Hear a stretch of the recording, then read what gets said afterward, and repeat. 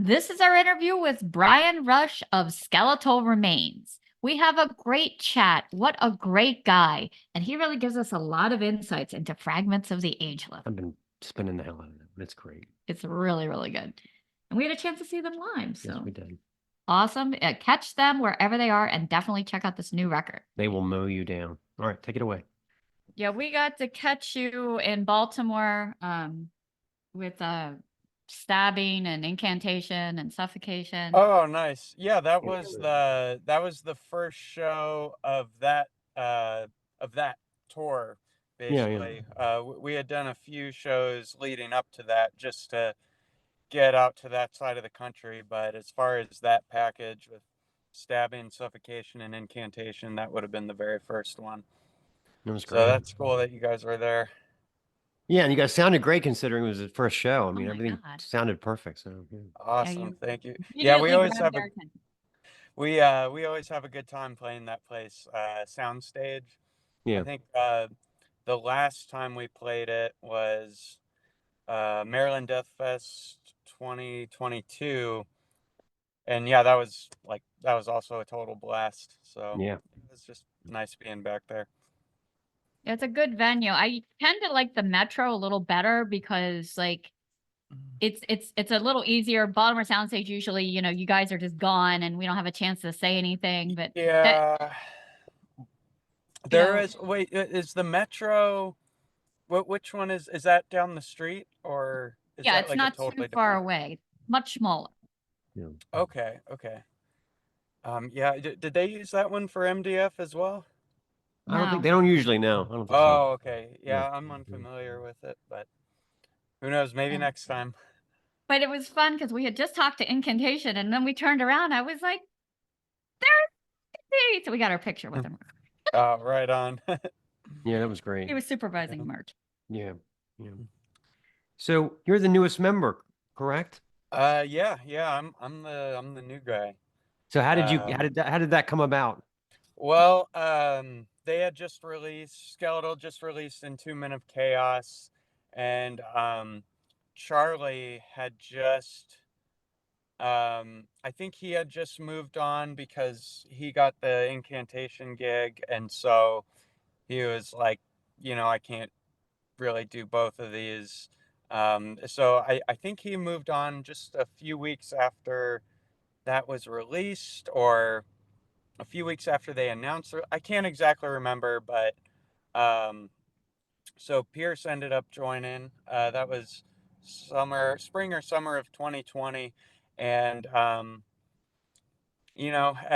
guess the bass player at the time, Noah, had also just recently joined, but something happened and he wasn't able to do the touring that they needed. So Pierce was they were all putting out feelers, and Pierce and I play in this other band in Portland called Enigmatum, and he just put out a message to our group chat like, hey, does anyone want to try out to fill in on bass for Skeletal?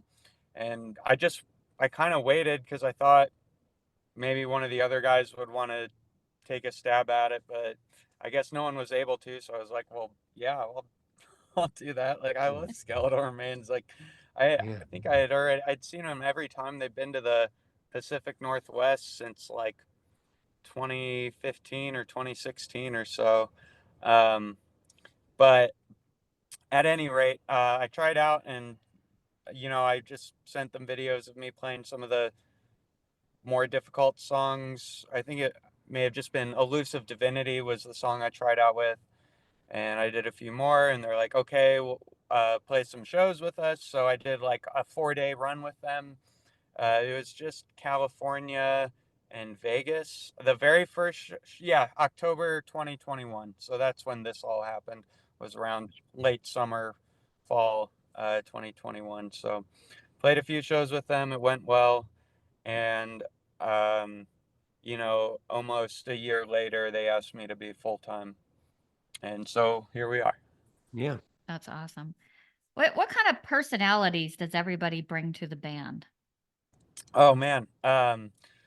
So I'd say, let's see.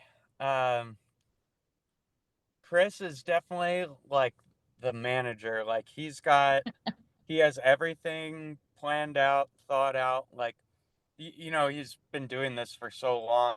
Like he kind of has a system for how everything goes, whether it's merch or speaking of merch, he does like all of the merch designs. He's like a secret Photoshop wizard. Wow. Um, but yeah, he does.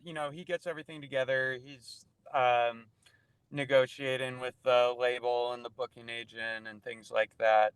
So yeah, very like practical. Um, and then um, let's see. Sorry, what was the question? Oh, the This is the the personalities. Yeah, yeah. Yeah, yeah.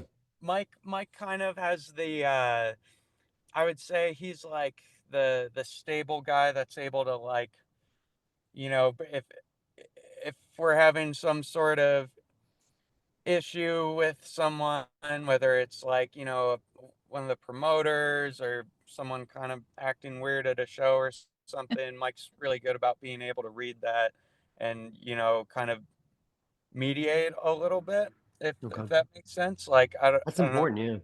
Yeah. Yeah. Yeah. Oh, yeah, Yeah. absolutely. Yeah, I don't know if, I don't know. It would be so difficult for me to imagine things without him. Um, and then Pierce, he's like he's just a cool guy to hang out with. He's like so personable, so easy to talk to. Like I think a lot of fans gravitate toward him because he's just got this sort of charisma about him. And so yeah, he's just a lot of fun. Um, and then I'm not sure exactly. I think my role is maybe more like just making sure all of a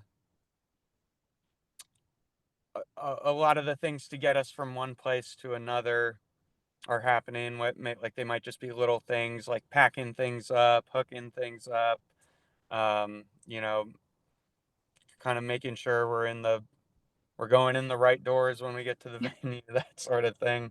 I don't Yeah. know. Again, also very Yeah. important. Yeah. Yeah. Yeah. Yeah, that's a Yeah. difficult question. Everyone's just their own individual person, and everyone brings a lot to the table. So, I yeah. like I like your shirt. Is it Rising from the Sea or is it the other one? Oh no, it's Possessed by Fire. Possessed by Fire. I couldn't think of the other one. Okay. Yeah. so I kind of liked it. I noticed you've done a lot of other projects, like your solo project designer. So you've played guitar, keyboard, vocals, and I must say, it's not a total rule, but if the person is only a bass player, they tend to be an introvert, and I can tell that you're not. I wonder if that Yeah, kind of I goes mean, well, together. that sort of thing kind of goes in waves up and down. Everyone's got their extroverted days, everyone's got their introverted days. Yeah, usually the bass players are like, it's, I guess stereotypically what they're viewed as like kind of the super chill, calm, collected person. But yeah, I don't know. I it's I guess part of my extroverted personality is like also made me gravitate towards like playing really extreme crazy music. So like that's just what I enjoy doing. Do you have a favorite hat to wear? Like, because you've done guitar, you've done bass, you've done keyboard, you've done vocals. Not really. They all have their drawbacks and their nice things about them as well. I I can't really tell you one or the other. Like one of the reasons I like playing so many different styles of music or playing with, a bunch of different people is because I learn something different every time. Um, whether it's new techniques or like ways of doing things, ways of managing things, ways of, um, songwriting and things like that. So they all kind of have I definitely wear a different hat in every band I do. I'd say Skeletal is probably the least stressful for me in a lot of ways, simply because I mean this band has been and I think will be for a long time, you know, just mainly about the guitars and the riffs, you know, like so as a bass player, you know, when I joined, they're like, oh, you know, I think we want some, you know, we want to try out some like pretty different bass lines, or you know, bass departing from the guitar. Yeah. And there is a little bit of that on this latest record, but overall, you know, the sound of Skeletal Remains has to remain intact. And so, as far as playing goes and setting up, I think I do have it a little easier in that regard, compared to the other projects I do. But that being said, none of the other projects that I do are touring as heavily as Skeletal Remains, so there's that whole factor too. I don't have to worry about all this other stuff that goes on with touring and things like that. Yeah, I saw some of the upcoming dates. I mean, you're going to all kinds of exotic places, Australia, Japan. I mean, the label Yeah, must really be putting you guys out there. there's actually there's going to be a lot more dates announced, mostly European dates, and a few more dates in Asia, that we haven't locked down as of yet.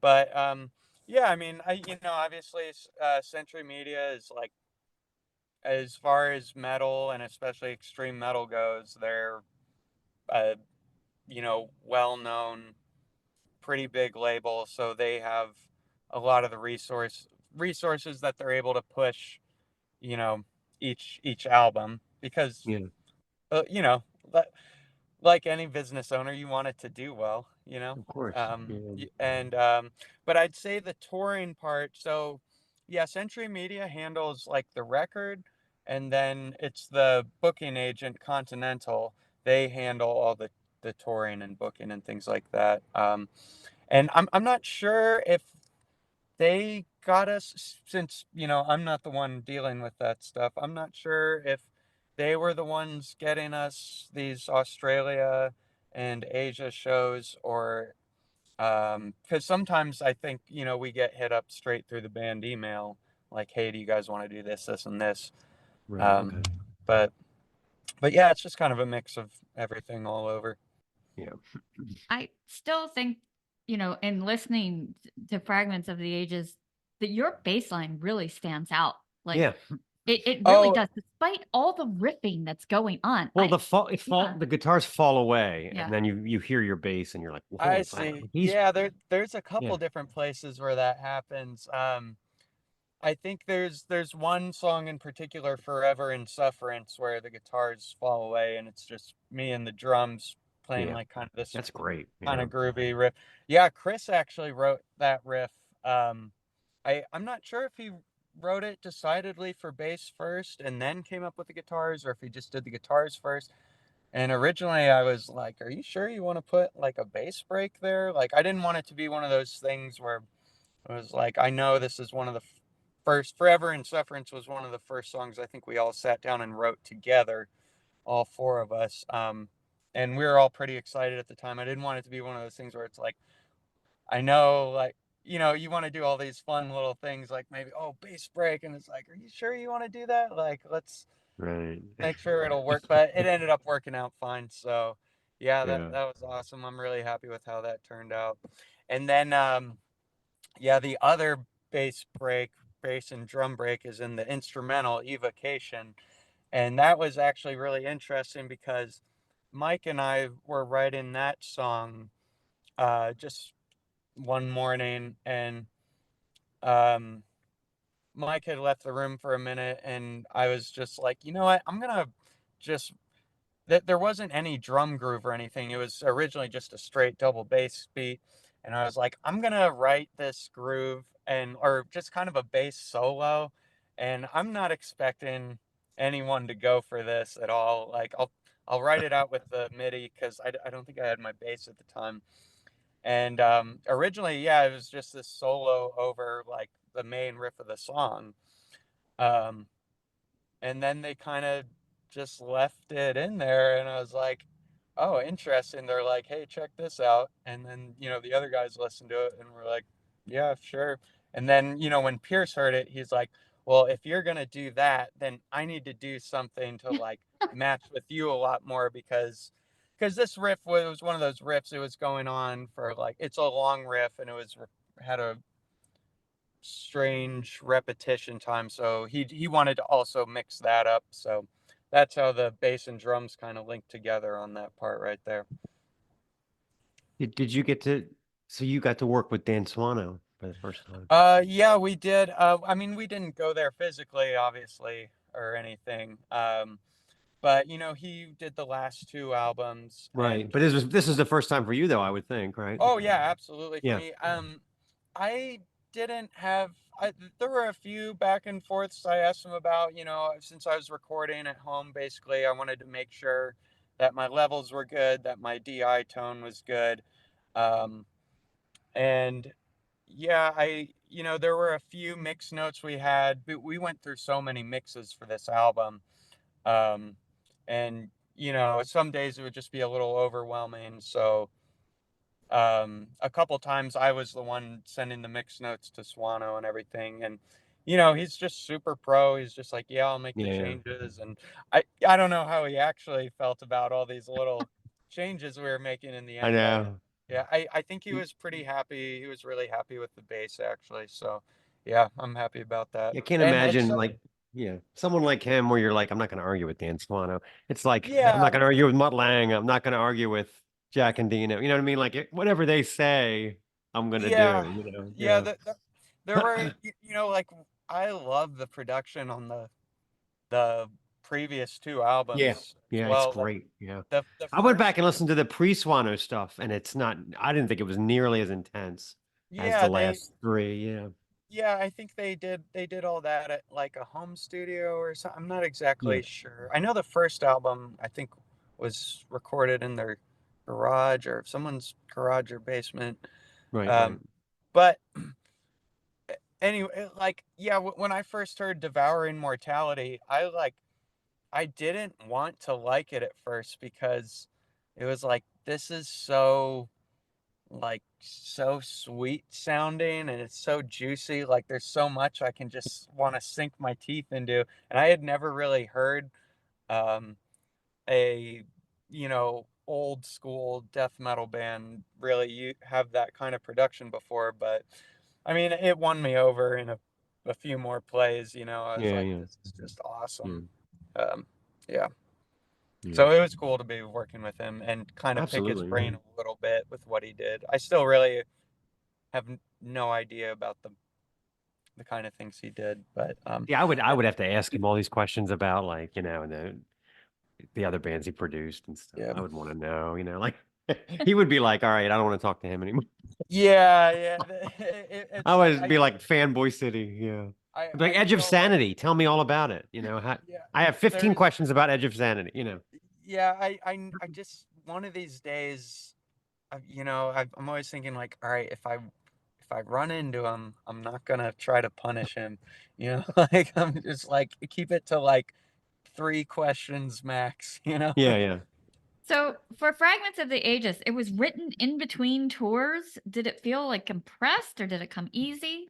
It was really hard to write, or just yeah, because of, like the touring schedule. COVID happened, so everything they had booked for that time just got crammed into these last two Oh my, years, I can't basically. imagine. Wow.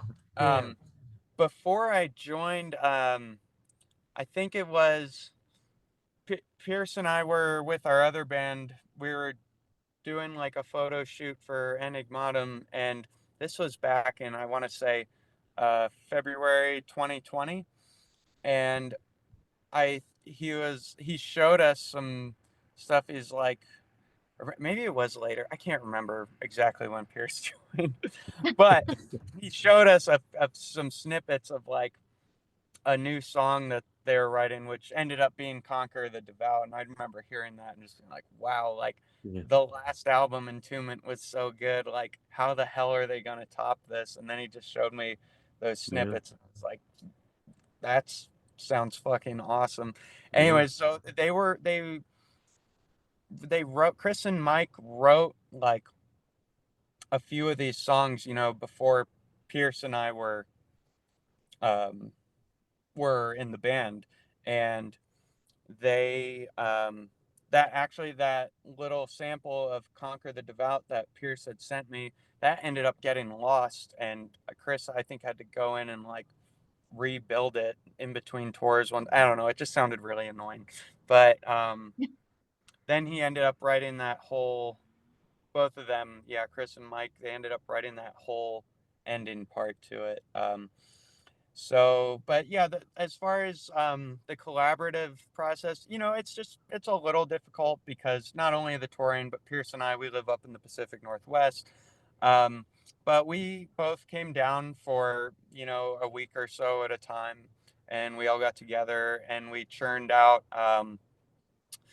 like Forever in Sufferance, Unmerciful, Evocation, and I think we helped out with some. There were some of the other songs that were mostly written, but they needed like a transition or an end part, like like Cybernetic Harvest. So we were down there for that. So yeah, it just kind of it's sort of a nice mix, like bridging the the you know the ideas from the new people like us and bouncing them off of Chris and Mike, and you know, Yeah. trying to come up with something that I think we all personally think this album, in terms of like just the range of sounds and dynamics, has a little more to offer than all the previous albums. Yeah, agree. Um, Yeah. Not too technical, but definitely, you know, but definitely there's a lot going on. yeah, it did end up being more technical than Entombment of Chaos, Yeah. um, which was like, it's not really on purpose. It was just like we want to play these riffs and to give them that little extra for like it needs to have this more like crazy ending here so it sounds a little more evil, or whatever it was. Like it just ended up becoming a moderately technical album. Yeah. Yeah. Yeah, you could really see, you know, you guys pushing your musicianship harder than Love ever live with and live. in the Yeah. videos too. Yeah, definitely. Yeah. Yeah. So we had some favorite track questions. Okay. Love Void of Despair. I love the amazing guitar work and that beastastic drumming. And I love the sci-fi kind of Lost in Space story Yeah, where the crew members are kind of forced into cannibalism. I So my like that part question too. about like if you're in that situation and you got to eat somebody, Hmm. do you eat the annoying person or the fat person first? Oh man, Yeah. I would want to eat the annoying person for I think sure. that's the right answer. Yeah. Yeah. I mean, because you never know. Like, you only need a little bit of meat, and then you might be rescued by that time or something, you know, before you have to Saying you're move on to killing someone. two birds with one stone, basically. Yeah. Yeah. Yeah, we asked that question to someone from another band that I won't say who it was, and their answer was alarmingly detailed. Like he had Hmm. given it way too much thought. And we're like, okay, Excellent. next question. Even to what might taste better. Yeah, I was like, next question. okay. Yeah, it was like that. It was like, okay, yeah. So I love how you guys usually have like some sci-fi themes. So do you think would be more terrifying? Being lost in space, slowly turning into a fly, or kind of like an invasion of the body snatcher situation? What would be most scary to you? Oh man. Um, I think man, Lost in Space would be. I think that's pretty terrifying. Because if you're slowly turning into a fly, at least you can kind of let people know, like, hey, this is what's going on, and maybe you can make some like uh future like arrangements for yourself to live out the rest of your days as a fly. But yeah, I'd say Lost in Space would be the most terrifying because there's just nothing, and you'll never know when there's gonna be something ever Yeah. again. At least you could try to plot against the body snatchers or be like Yeah. Jeff Goldblum. Well, my ear just fell off. So sorry. Yeah. Right, he makes a video in the fly. So I mean, at least there's that. Yeah, so, Yeah. you know. I love it. Okay, so like you were talking about to conquer the devout. Love the lyrics. At the hest, O ageless one, command thy will through heresy, reclaim once more, condemn the praise of divinity. So I love that. Have you ever been a victim of religion yourself? A lot of us have been. Nothing like serious. I forget who wrote the lyrics for that one. It had to have been Chris or Mike.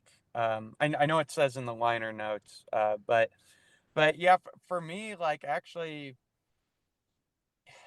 I lived in Indiana for a long time in the middle of nowhere, and actually where I live now in Washington in the middle of nowhere, like I can't really go around my town that I live in wearing like something that says possessed by fire. Really? Really? Um, In the I Northwest, I that's mean, the well, Northwest is the Norway of the United States. I mean, yeah, but we're very rural, Okay.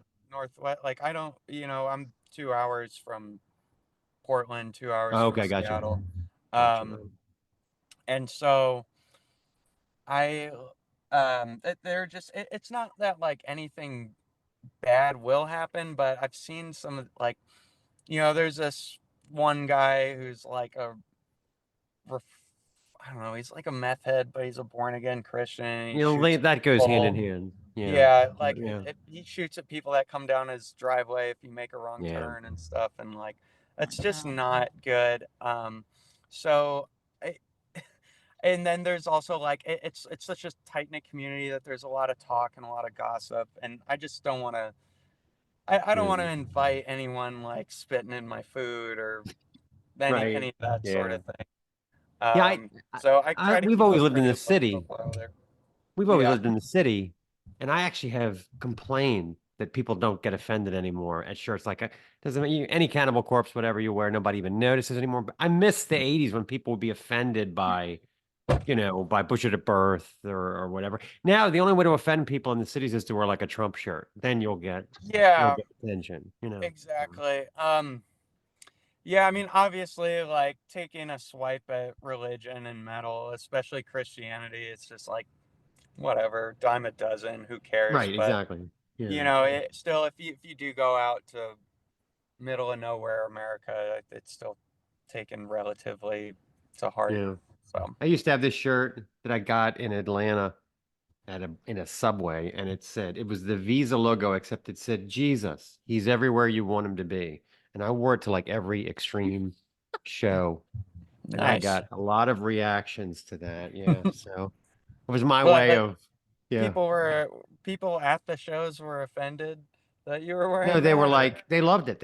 Everybody oh, got the joke. Everybody was like, okay, yeah, you're wearing that to a Deicide show. That's awesome. So, yeah. yeah, Yeah. totally. Yeah, when you're like already part of a community that's, makes its a lot of its identity is like based on how absurd things are, then Yeah, and it was like I didn't come up with this idea. This is legitimate. Like someone actually is wearing this like earnestly hmm yeah. somewhere. Yeah, so not as a joke. So yeah, Yeah, I just have like little things with like the Catholic Church that made me Mhm. like leave. I mean, it's not like molestation, but I was trying to get married. I was trying to do things the right way. I Mhm. was pregnant. And I was only 3 months. You couldn't tell, but I was dumb enough to tell the priest that I was pregnant. And he's like, "Oh, well, you can't get married here then." I was like, yeah, "Really? Oh no. Really?" Yeah. yeah, Yeah, So, there's some hang-ups there that they gotta, yeah. gotta iron out, I think.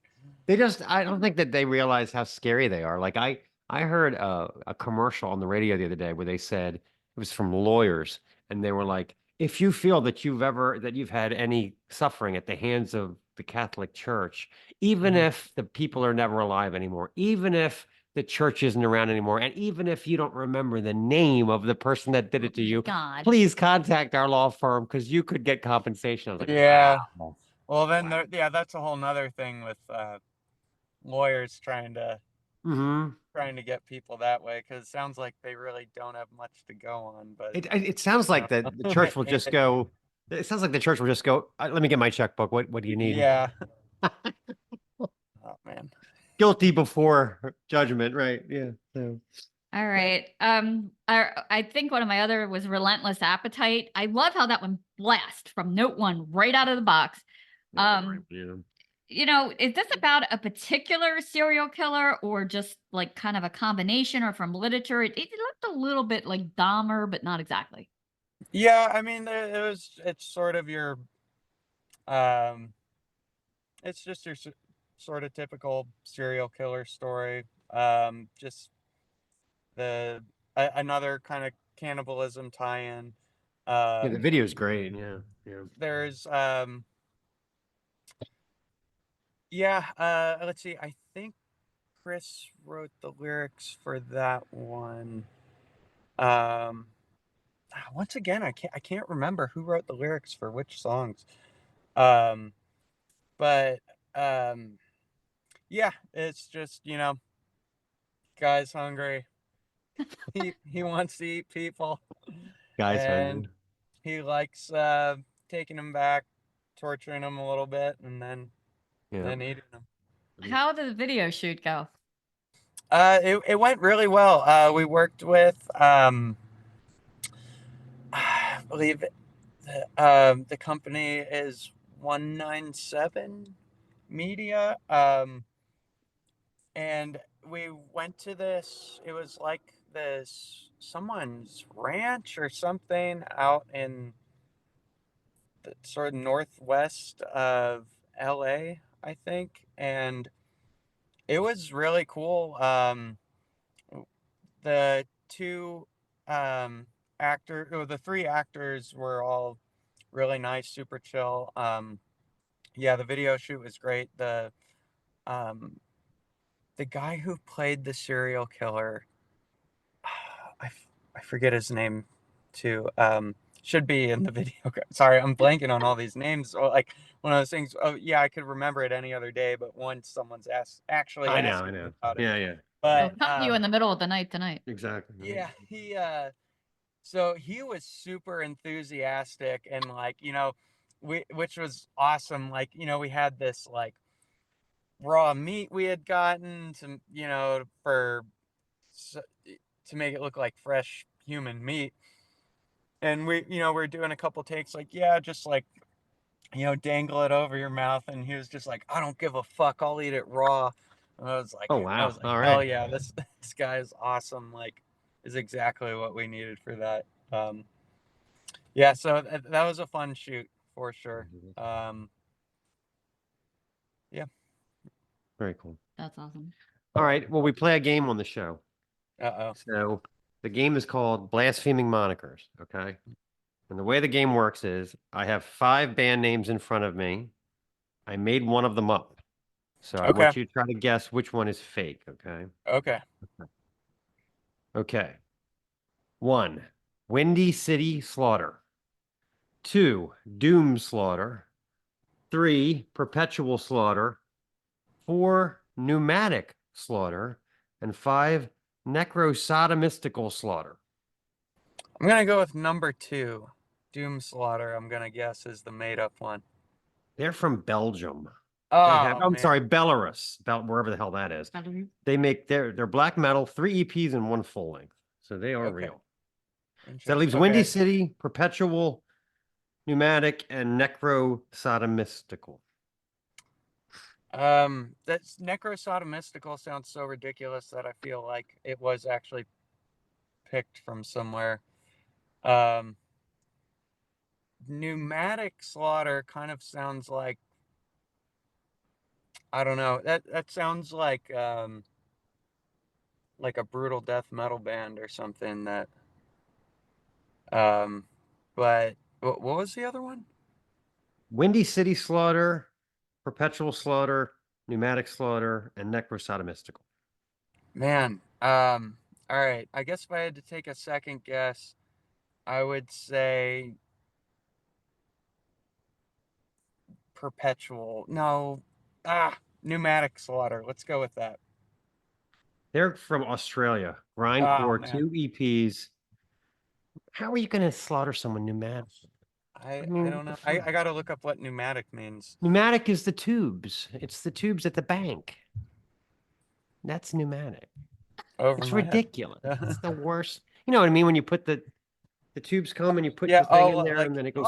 like you're slaughtered by being suctioned by I, tubes or something. I guess There you was got one chance at a band name, and this is what you pick. You know, it's like, hello. there's this one band that I found this morning. Their name is Decrapted, and Uh-huh. I was thinking like, you know, they obviously English isn't their first language, so maybe they don't know. That's it's kind of like it sounds like someone's just getting the crap sucked out of them or something. Like that's what I was thinking. Yeah. But okay, sorry about. No, Anyway, and then the other three in the band are like, there you go. That's a yeah. winner. I mean, look, yeah, we'll put all our money on that. Come on. So, yeah, the one I made up was Perpetual Slaughter. You were Oh really close man, to picking it. Yeah. man. Yeah, Necrosodomystical is actually a grind band from Poland. And Windy City Slaughter is from Canada. They're not from Chicago? Chicago. So Intro, whatever. maybe yeah. Are they from like? Huh. Like somewhere in Alberta where it's all Yeah. oil fields, I guess. So yeah. Maybe their city is windier than Chicago or something. They're like, we're Windy trying to take City it back. Slaughter. We're gonna take it back. Okay. Yeah, I know. Logistic Slaughter is a band from. I'm not sure if they're from around here or. I saw them when I was preparing this, and I Oh, think okay. they're from California, so I didn't include them because I thought you might have heard of them. Okay, yeah, I definitely would have gotten that. All right, what's the what is there another set of names in there you got or? No, that's it. It's just Oh, yeah, that's that it. was it. Okay, okay. Just out of those five, Perpetual was the one I made up. So It was really funny where we just played this game with Morbid Saint, and he's like, we have this show and then we have a rock and roll show.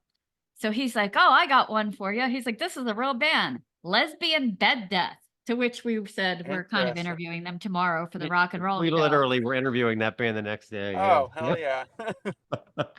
That's awesome. Yeah. They sound like they're death metal, but they're pretty much straight up rock and roll. Yeah. Right on. Wait, so Yeah, I love Morbid Morbid Saint Saint. was gonna play a rock show? No. No, they were in Uh, a PR contest, and oh, they were both. Or I guess they were one of the other bands that was in the PR contest. But Yeah, Morbid Saint gotcha. won. Jim just couldn't believe that was a real band name, and it was just funny that Gotcha. we happened to be interviewing them the very Yeah, next day. So yeah. Like you're not going to believe this. Hmm. that's awesome. I love Morbid Saint. I saw them when they kind of reformed. It was 2014 at the Spring Bash in Wisconsin. Um, that was awesome. They blew me away. Oh You know, yeah, I yeah. was They totally skeptical at first. I was like, you know, come on, they put out these albums like when I was born. Like, there's no way it's gonna be that good. And then they just probably my top 5 or 10 shows I've ever seen. yeah.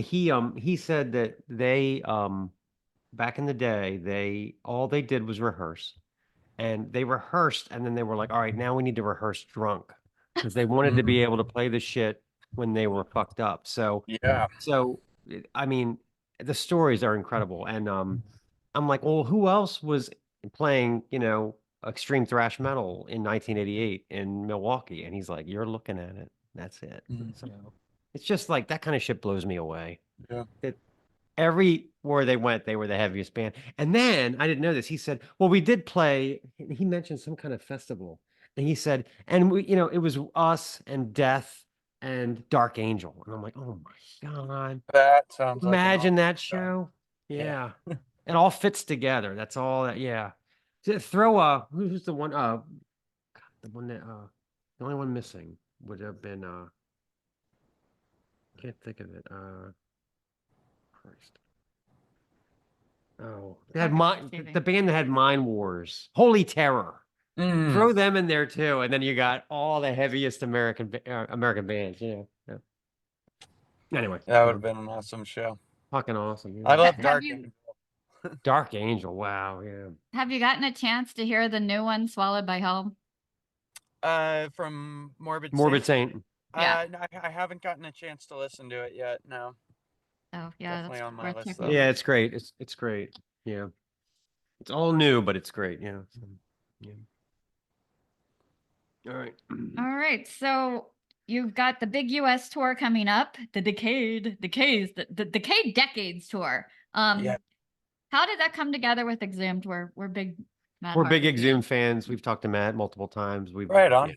yeah. Well, in 2022, Skeletal toured with, I mean, I'm not sure, like, Chris and Mike have known, I think, a lot of these guys for a really long time. I'm not sure if they knew Matt Harvey Right. before this or not, but they did the Left to Die tour in the summer of 2022, which is Matt Harvey fronts that. Yeah, yeah. I couldn't do that tour at the time, so uh, Nico from Incineratum was filling in on bass for that one, but I do kind of wonder if it was one of those things like, maybe they just thought of us when they got well, like, who do you want to support your US tour? I know we were, I think I think this tour has been in the works since like last fall or last winter or something. But we basically, we were originally planning to do our own headlining tour, and then that ended up not working out, and well, it's like, well, we need to tour. And so then luckily the Exhume tour was still on the table, and so we're doing that now. Yeah. That's a good pair. That's a good ticket. It's a really good Yeah. What ticket. are your must-haves? You have to have it when you're on tour. Must-haves. Oh man. Well, I think having a bed in the van is definitely, I mean, that's such a So game you're changer. implying there are times that you don't have a bed in the van? Well, we were in a, I think you may have seen the video. It's a pretty Right, we saw popular that. one. Yeah. Yeah, so I mean, everyone had a bench, but your feet are kind of hanging off the ends, and Oh, it's jeez. Yeah. bumpy. It's not comfortable. So, anyways, we have a different van now, and we got some beds in there, and Oh, they're wow. just, Okay. Yeah. yeah. Right. Like, I mean, for some of those long drives, like it's like, we're getting to that point where we're um direct support, or we will be doing our own headlining tours, which means we're going to be the last one out of the venue, and then we have to be the first ones at the next venue, and so we need to sleep. So Yeah. Yeah. yeah, Yeah. Right. absolutely. Understood. Yeah. um yeah, I honestly, I would just say a bed. Yeah. That's the must have for It's me. very reasonable. Yes. And is it hard for you to kind of stay with healthy eating while you're out there and Oh, trying? absolutely. Yeah. I mean, we just end up, we're not like, we're not Slayer or anyone, like, we're still trying to do this as a job, and cut costs and things where we can, so it's not like we're gonna go to out to eat at a nice restaurant every day or anything. So yeah, it's usually just truck stop food, Yeah. fast food. Yeah. Yeah. Well, I think you're missing Baltimore this time around, but you come back around, we'll get you some good fast food. Oh, okay, right on. Yeah. We'll be happy to. Maybe some steamed crabs. We can Yeah. throw out Something something. Oh decent. yeah, Yeah. that sounds awesome. Yeah. Yeah.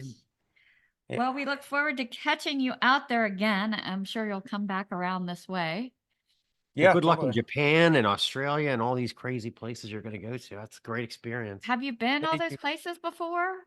I have not. The other guys have been to Japan and Australia, but those were also things like I had to miss the Australia tour in 2022.